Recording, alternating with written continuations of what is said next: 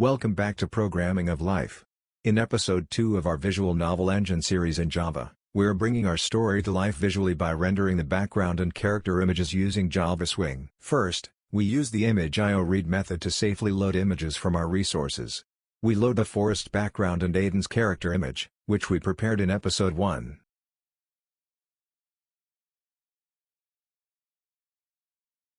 Next, in our paintComponent method, we use Graphics 2D to draw the background image scale to fit the entire window. This makes sure it looks clean, regardless of window size. Then, we draw our character image, positioning Aiden at the bottom center of the screen.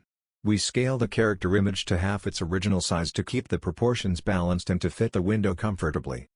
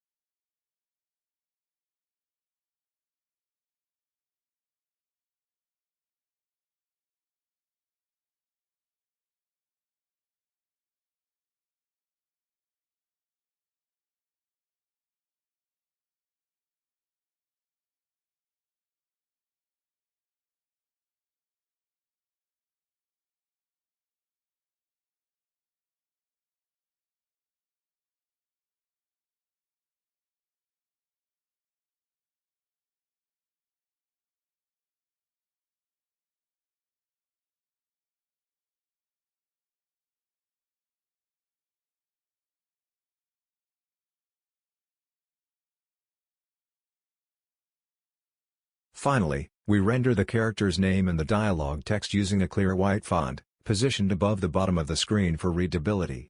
This simple layout is the foundation for your visual novel, allowing the story to be immersive for players.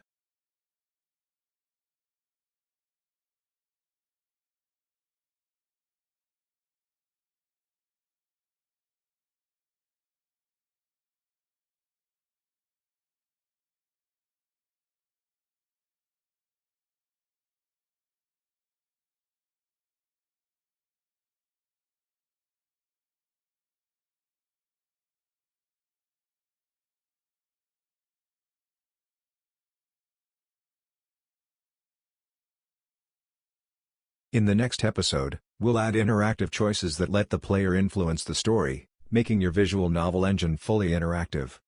If you found this helpful, hit like and subscribe to follow along as we build this complete game tutorial series together.